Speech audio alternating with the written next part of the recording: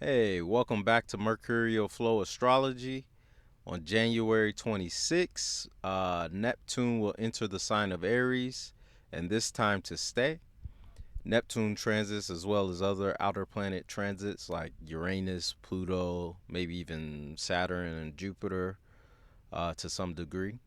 They don't feel like the smaller, more personal transits like the Moon, Sun, Mercury, Venus, or Mars.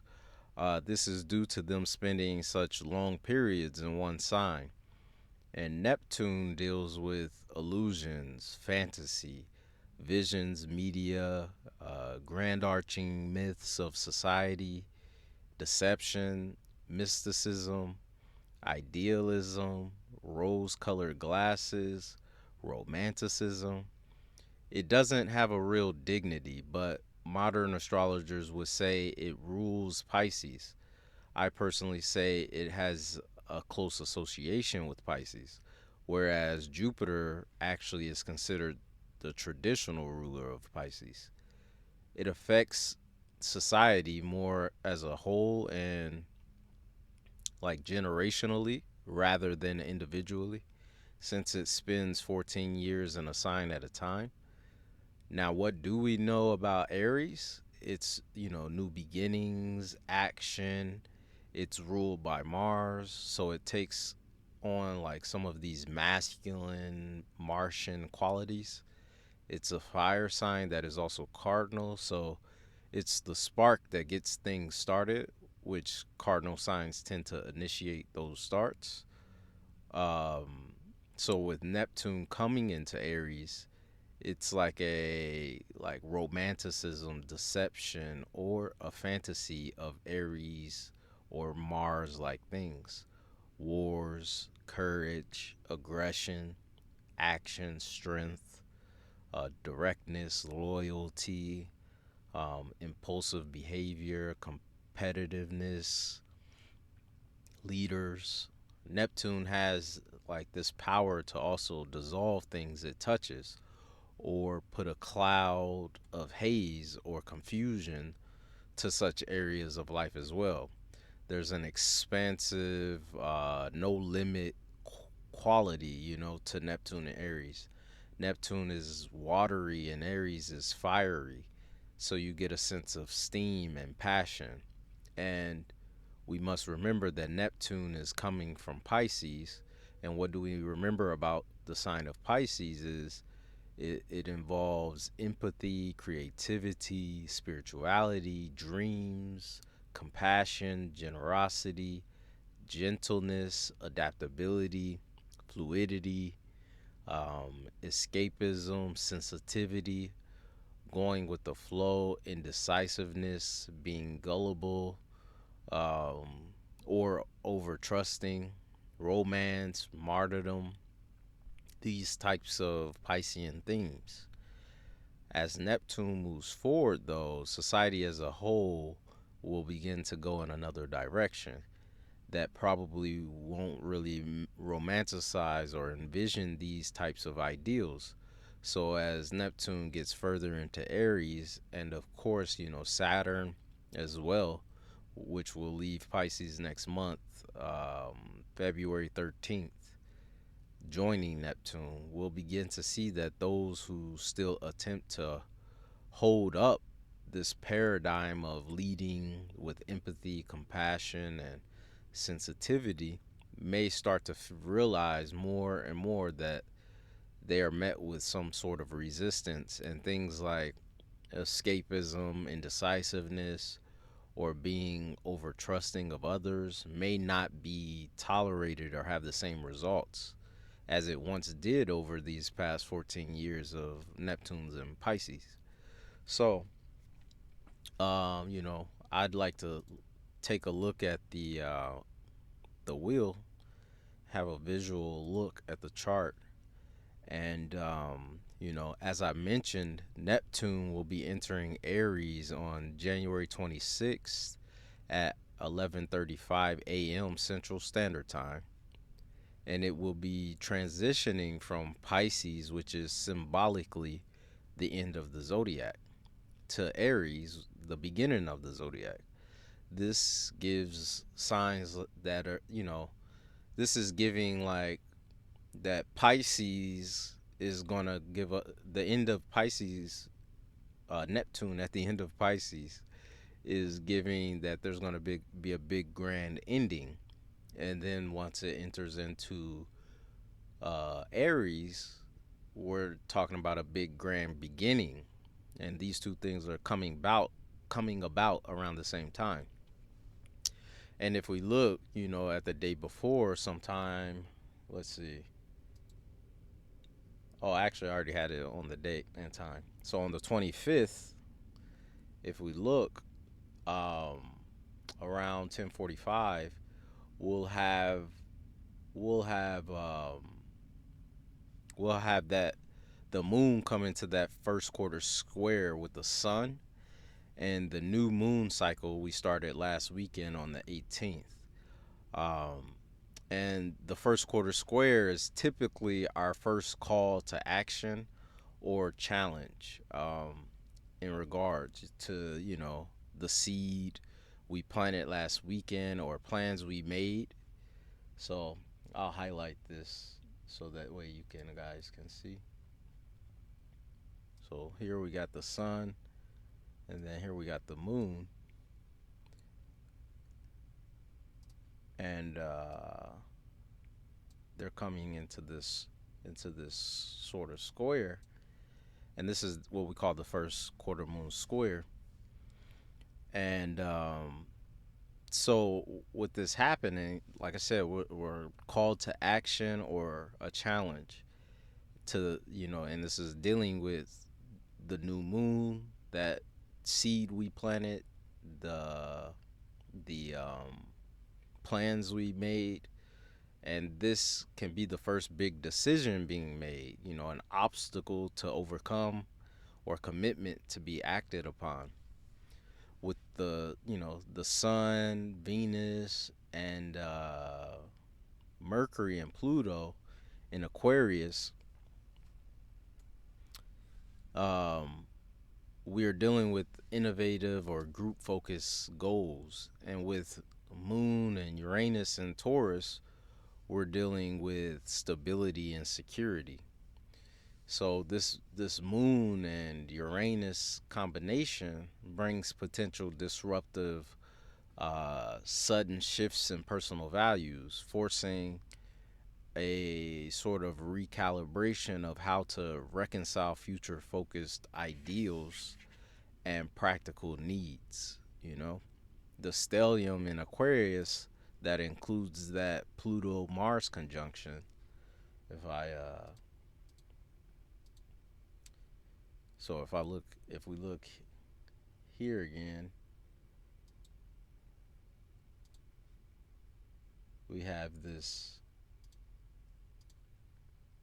We're gonna have. Oh no, that's not what I want. We'll have Pluto Mars coming close to each other at 2 and 3 degrees, and this signals a need or urge for action to create like a massive innovative transformation. And I'm assuming that what goes on between these two houses will be potentially what sparks the changes to come in your Aries house. So, so like before I get into, the rising signs, the 12 signs, similar to 2020, I think we're going to be going through a shift or a period of like great significance, with Neptune and Saturn going into Aries, and especially as Neptune goes into Aries. Um, yeah, I think it's gonna be a big shift, and especially, we have this five planet stellium in Aquarius with Mars being conjunct Pluto. So I think on a collective level, humanity and group oriented action will be on display, whether through serious protest or other unsettling or possibly extreme manifestations. I would like to take this time to kind of tell you guys this is a period where I think some sort of meditation practice is likely necessary. And what I personally believe is, meditation is a practice needed to persevere during difficult times. And I believe, all the symbolism and mythology and different religions, including even Christianity, though through like the use of parables and coded kind of message, they all speak to the need to go within and meditate, to tap in with God, if you will, and internally. And we live in a mystical kind of world with physical laws, simultaneously. The ability to tap into different frequency is always at hand.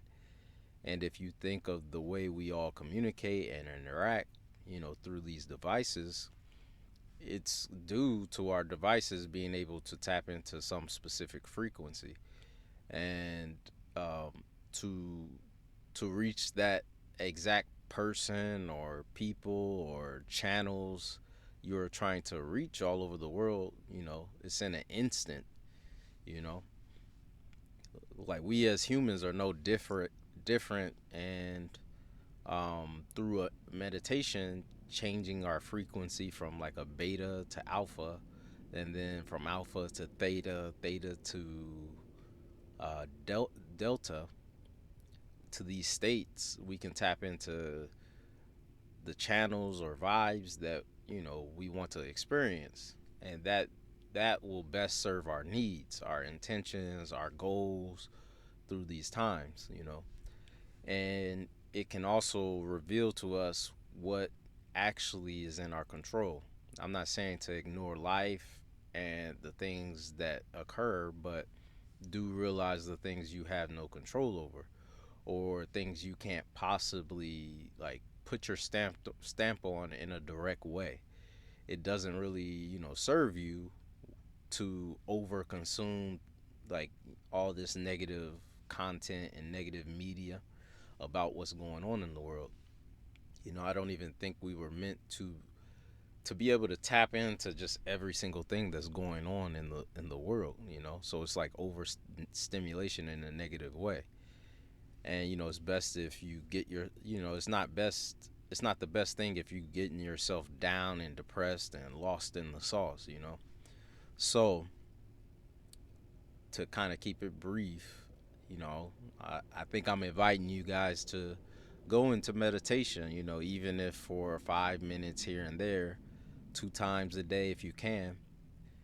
If that's what you can do, I'm sure it's still going to do wonders, because I know from my experience, even just sitting, even if no, you don't need to put a timer on or anything, just sitting and 3 to 5 minutes, it makes a difference. You do that for even a few days, I think it makes a difference.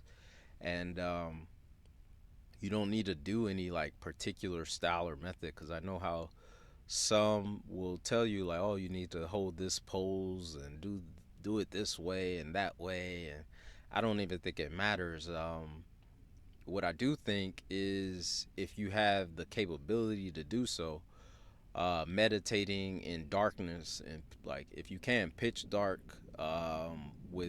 without any light, without any source of light, it's very beneficial, because the pineal gland is stimulated through the dark, where there's no light. Also, because like all parts of the body can pick up on light, so therefore, if there's any bit of light and any part of your body is exposed to it or can see it, it kind of the body will pick up on that.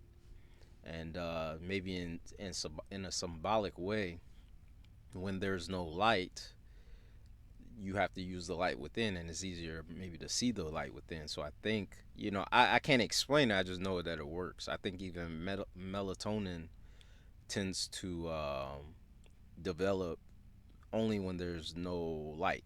So if there's light, then it's hard for that to develop. And I think that's crucial when meditating as well. The other thing is, if you can, as much as possible, try not to associate with any thoughts or feelings that come up. Let them pass and just kind of sit and be present, and surrender to whatever higher power, or if you want to say frequency, during that moment. And for those that believe they need to act and fight, I ask you to understand you can't fight injustice using the same energy that creates injustice, you know. And I think this is where meditation can come in for you.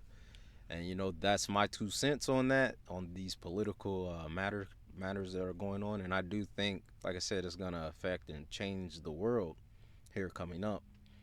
But yeah, so now what does this Neptune transit mean for each of the 12 signs? So let's start with Aries. So if you're an Aries rising, and let's get it to the day, in the hour, like I said, at 11:35 a.m. Central Standard Time. So what you got going on is, let's see, this will show up in your first house. So if you're Aries rising, this is showing up in your first house. Um, what I think this is gonna bring to you, this is gonna bring those Neptunian qualities, and in a house that deals with the self, the identity. So I think you know you got to understand that it's a 14-year transit, so you're not gonna feel it like every day and things like that. Like, it's at some point you're not even gonna really notice it. It's just what's gonna be happening. But you got Neptune entering, so that's when you're gonna feel it the most, and Saturn entering the next month. So I think during this time is when you're gonna feel it the most, and then as years go by, you'll start to notice, not really pay attention or notice what's going on. But um, it's going to possibly bring um, a few different things. It's going to bring unclarity and maybe confusion to your identity and like who you are, who do you think you are, who are you trying to become. And this is probably going to be dependent on how old you are. If you're probably in your 30s or younger, even 40s maybe, but 30s or younger, you know, there's a great possibility this is a time where, yeah, you're going through identity crisis, or just not knowing who you really are and how you want to show up in the world at this point. Other things that can happen, this is ruling the body, so there could be random weird things that happen to the body. I know when Neptune went across my first house, that's what I experienced. I experienced like weird, like skin things like that would just show up, like it just, and this weird like health things that would come up that like I couldn't explain. I don't know like where it came from, even though me being active and healthy, and I just would come up. So I think these types of things can come up. You might become more idealistic in your look. You might even find yourself um, investing in some type of like plastic surgery. I think even like this can happen. I think maybe this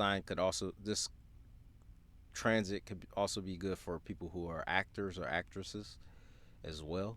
Neptune deals with media and I think actors and actresses as well. So yeah, I think that's how it's gonna show up, and I hope that this is bring some clarity on what you can expect as Aries and Aries risings. Now, if you're a Taurus, hold on. If you're a Taurus or a Taurus rising, this will be showing up in your 12th house. So, in the 12th house deals with hidden things. It's a hidden house. It deals with isolation, rest, um, places where you're gonna be alone a lot, like prisons, hospitals, and things like that. It's kind of the behind the scenes as well. It could be hidden enemies. So I think during this time, Neptune and Aries, there may be a need to even, I think, meditate. With Aries, that action, and Neptune being spiritual, this might be a spiritual time for some of you, who are vibrating on a more higher frequency, or really tapped in. For others, this could be a time where you know it could be a possible time of escapism as well. The 12th house can deal with, and with the combination of Neptune, can deal with the use of things to escape, whether that's drugs, alcohol, um, or things that are not even so severe. Maybe movies, or things that help you escape the realities of the world, video games, things like that. So I could see that happening, and I would just say, focus on, because Neptune deals with idealism. So focus on ideas and grand visions that are gonna be for your best interest, but may require you to be a little bit introspective and isolated. So I do think like meditation is a good thing. I do think working behind the scenes on some type of vision would be very useful for this transit. So I wish you luck in that. And yeah, I definitely like to know how that goes, but it's going to be a 14-year transit. So we'll see. And like I told Aries, you'll mostly experience this the first few years as Neptune is just entering the sign and Saturn's going through the sign, but it's a 14-year transit, so you might not notice these things as the years go on. Like after year 1 or 2, like it'll start to not be in your um, focus of like what's going on here. All right. So if you are a Gemini rising, this will be happening in your 11th house. The 11th house deals with friends and hopes, goals, wishes, long term goals and wishes. So I think here it's kind of probably some sort of a romanticizing of communities and groups for some of you. Envisioning how you want to show up in groups. I do, with the Aries there, I do see a lot of protesting or action, activity in groups. For others, this could be reaching those like long-term goals and dreams, and or starting to plan it, because it's a 14-year process. So starting the vision of this this goal, or that you want to work towards for these next 14 years. So I think it's pretty straightforward for Gemini, that's what's going to be happening and going on. This could also be dealing with those of you who are involved with social media as well. All right. So now, if you are a Cancer or a Cancer rising, this will be in your 10th house. So I think with this in the 10th house is a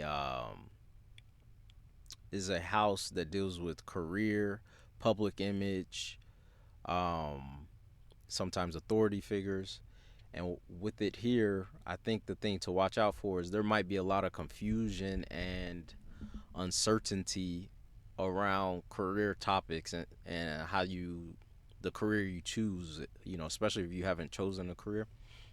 Like, yeah, it might be a long time of trying to figure out how you want to show up in a career, or how you want to what you want to do, like what is your vision for how you want to show up in the world, publicly. Um, I do think at this time, just take your time and, don't be too idealistic or romanticizing and fantasizing about something that is not realistic as much as possible. Try to envision things that you can actually work towards. You can you can see the steps to that vision that you have. I think that's gonna be the best way to try to get to achieve the vision that you're gonna gain here. Um, yeah, there could be a lot of just confusion in the career sector. Possibly, Neptune even deals with deception and things like that. But it doesn't have to be all bad. Like I said, it's a vision, so it's giving you a vision, and as long as you do the work, you could see some results here. So I wouldn't look at it as a negative thing as long as you put in the effort to make this transit kind of work in your best favor. So if you're a Leo or a Leo rising, this transit is going to be in your ninth house. The ninth house deals with spirituality, furthering your education, like higher education, travel, exploration, foreign lands, foreign people. And so I think here there could be, with Neptune here, there could be this big change in your beliefs about foreign things, foreign policy, just your beliefs in general. There could be like just big differences, and I could see that your mind is expanding on something new here. Um, and I would just say, um, take your time with this because you got 14 years, and try to make sure you don't over fantasize about things or get lost in some things that could potentially be detrimental to you, but also understand that we go through this in life as individuals, all of us, where we start, we through experiences and different things, we come into the beliefs that we currently have through, at some point in time, through learning through experience and reading and just learning, whether it's experience or through like learning through reading books, watching YouTube, listening to other people's stories. But however, we learn and we grow wiser. And I think right now that's going to be a time for a lot of you Leo risings. And like I said, even some of you might be finding yourself overseas in foreign lands or dealing with people who are foreign to you or foreign to your culture. And yeah, like just you having these totally different beliefs by the end of this than you once had. So yeah, and then if you're a Virgo or Virgo rising, you'll be experiencing this in your eighth house.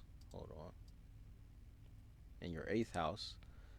And I think with Neptune here in your eighth house, the eighth house deals with it's another kind of hidden house, kind of like the 12th house and the fourth house for that matter.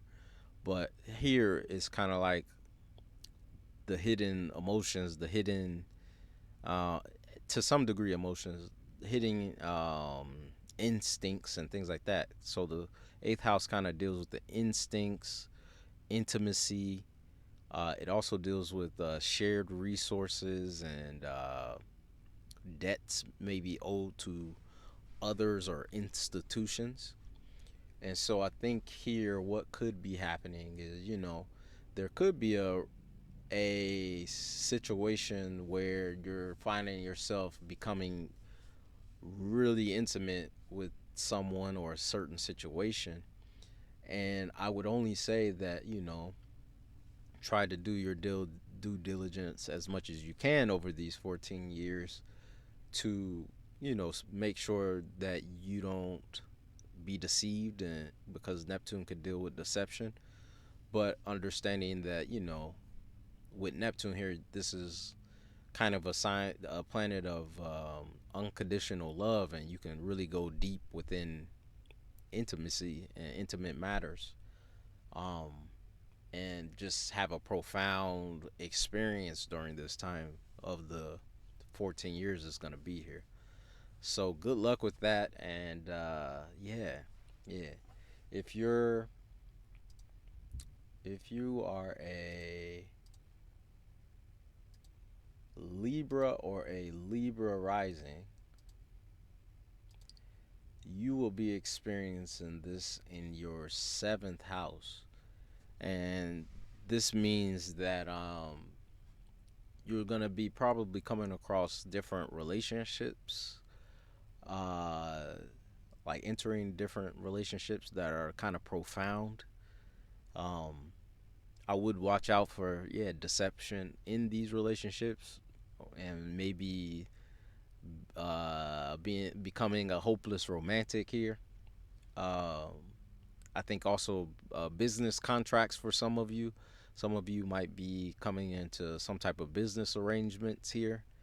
I know a personally, I know a Libra rising that's what she's going through, where she's starting a new business with someone. And yeah, I think with it being opposite your first house, you'll see the reflection of like what's really going on. You might actually sometimes see the the deception, or the vision, the things that Neptune embodies, and then at times you may not. So this is um this is probably going to be an interesting 14 years of up and down experiences, where you find kind of profound you have profound relationships and connections, and some of those may or may not be a bit you might be in what do you call it, have an illusion to it, and be a little bit deceived by your feelings and your uh, tendency to romanticize what's really going on. So I would just say, watch out for that, and um, have a safe journey during these 14 years of, Neptune transiting here. And then if you happen to be a Scorpio or a Scorpio rising, this is going to fall in your sixth house. The sixth house deals with work and health, and also habits and routine. So I think here with Scorpio risings, you guys might start to, kind of similar to Aries risings, may develop like weird health things with Neptune here, like kind of unclear. I don't know what this is, where this is coming from, what caused this type of health things. It could be skin issues, it could be just random things that you just don't know what it is. For others, it could be a time where you you romanticize your work, and you have work that you fantasize about. Some of you might be writers, creative writers, where you get very creative in the work you're doing. Artistic people, same thing. And yeah, I think it's going to be a time where either in the matters of work, where there's a lot of vision and romanticism, and maybe even deception in thinking you're working towards something, but towards the end, at some point, you start to realize that it's not realistic. And same with your health. Some of you might be disillusioned by some type of health matter, which later on you may realize like the reality of things after going through a long period of idealizing things. So I would just say, yeah, try as much as you can to focus on being somewhat balancing this energy with a little bit of realism and not too much optimism and idealism and fantasy. Good luck for you Scorpios and Scorpio risings. If you are a Sagittarius or Sagittarius rising, this will be occurring in your fifth house. So I think this is a great house to have this 14-year transit. This house deals with creation. So children, your children, creative projects, romance, even love affairs. Um, yeah, and so I think here there's gonna be maybe a tendency if you're single of romanticizing partners, like new partners, new people you meet. A lot of hopeless romantic type energy going on for the next 14 years. This could also be, idealizing children that have yet to come, or children that you have, idealizing things about them. This could be projects, being very creative and finding deep, uh, kind of a deep, tapping in deeply into like just that creative energy when it comes to the things that you're working on. And if you're like an artist or things like that, like this could be a very beneficial transit to you. I would think. And so yeah, I would just say, especially for those who are single and may find themselves in a lot of, or just some or one kind of romantic thing where you're really falling for somebody. Just be careful of possible deception, uh and try to balance this with a little bit of pragmatism and realism, and don't get too lost in the sauce. All right, so if you happen to be a Capricorn rising, this will be showing up in your fourth house. The fourth house deals with the home and family. It also deals with the private kind of private life, private emotions, even. So I think here there could be a tendency, maybe to, for some of you, especially if you don't have like a family or a or like you might have your family that you grew up with from childhood, but you don't have a family of your own. This could be a period where you're romanticizing and wanting the ideal family. You're trying to create the ideal family here. Whether you already have, a significant other and or children as well. This could be a period of, yeah, you're trying to build that um, perfect family life here. And I think that if that's the case, that's there's nothing wrong with that. Just be mindful of what's actually possible, what's actually realistic, and don't get yourself down if have this vision that of a perfect family that is unattainable. So just kind of make sure you use a little bit of realism and pragmatism, and try to be a little practical when it comes to whatever the vision and goals you set for said family that you want to have.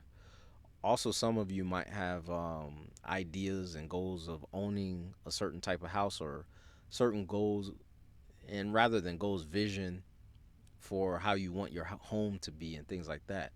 And like I said, it's okay to have these things. Just watch out for possible deception, possible illusions, and try to, as much as possible, while Neptune is here, because it's going to be here for a long time, to not get caught in situations that can be detrimental to the long term, and kind of use a little bit of realism to just kind of balance this energy. Now, if you happen to be an Aquarius or Aquarius rising, this will be popping up in your third house. Let me draw a bigger circle.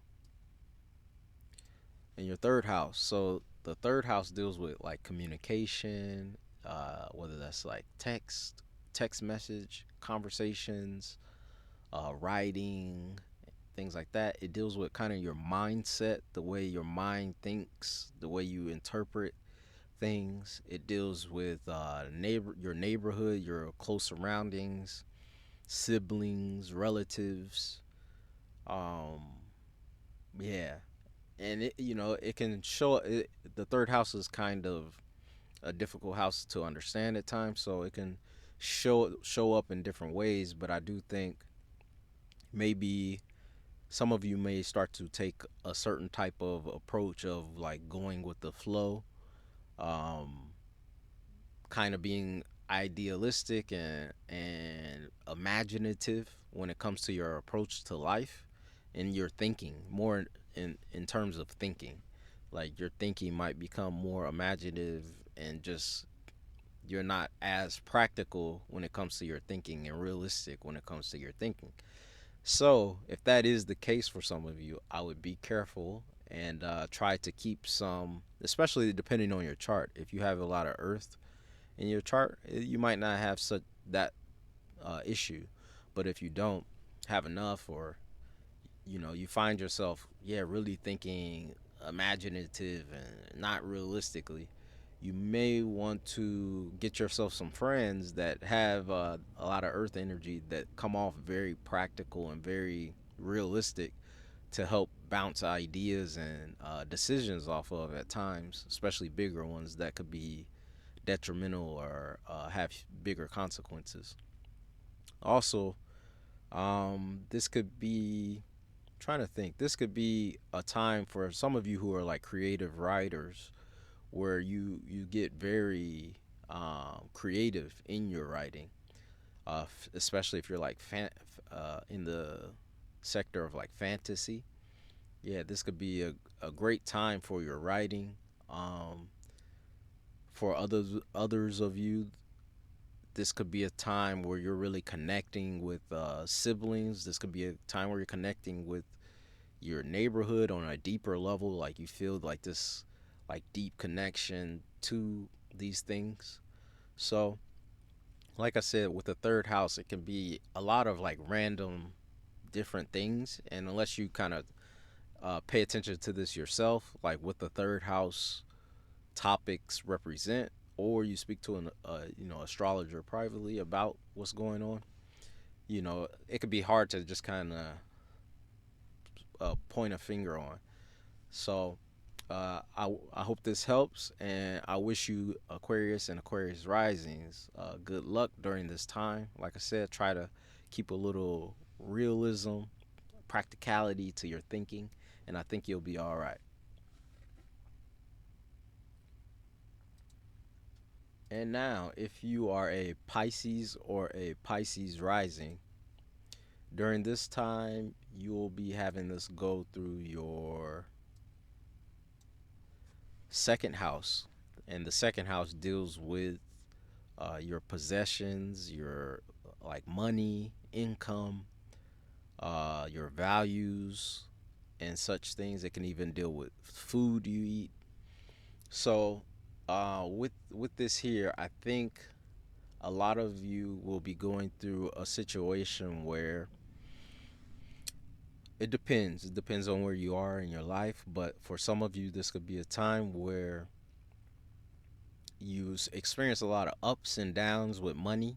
Money becomes very vague. Like, how do I say it? Becomes elusive, where at times you have money, a lot of money, and at times you don't have any money, and like at times you don't know where the money's gonna come from, and it's just very vague and hazy on like where your money's coming from, or what's your situation with money and income. Others of you, this could be a time where your way you make money is very spiritual like, or very kind of not, there's not a set, how do I say, set amount that you make, in a way where it's like either you have like multiple sources of income, and or you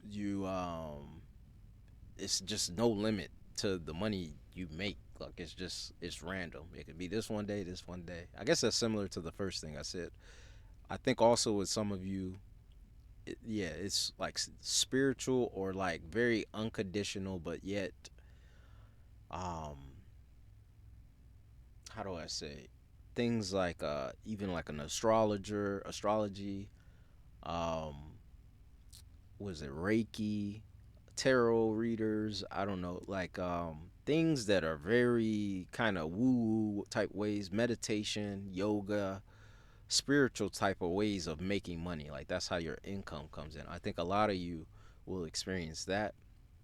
And then for some, maybe some who've had like very traditional jobs, traditional careers, and very stable ways of making money, this could be a time where that kind of changes. So whether that's by choice or whether it just happens by circumstance. And so I'll be weary of that and paying attention to the fact that, yeah, things could shake up in this area. And try to go with the flow. Try to set up a situation for yourself where you can go with the flow and not have to, how do I say, be very, have your life kind of crumble uh, due to your ability, your inflexibility, your, not being able to be flexible here and there. Because I think during this time, it's gonna be asking you to be flexible with the way you make money and the things you have and own. So I think taking an approach and having the approach and mindset of I'm fine with or without, or fine with very little, and not, you know, like, you're probably gonna have to develop like some inner values and some inner um, treasures to be able to get through tough financial times. For some of you, this isn't everybody, but for some. So, taking up on practices like meditation could be helpful for some. So yeah, I hope this helped. I hope this made sense to a lot of you Pisces and the rest of you guys that stuck around. And yeah, I'm like I said, this is gonna be a 14-year transit, so I'm excited and looking forward to seeing how this turns out for me personally as well. And yeah, it's gonna be a long period. I just hope everything goes well. And I think if we all tap in and do our best and try not to be rigid and stuck in our ways, and depending on what area of the chart this Neptune is coming in, I think we'll all be fine. So that's it. I'll catch you guys next time, and good luck, and have a good day and a good weekend. Thank you.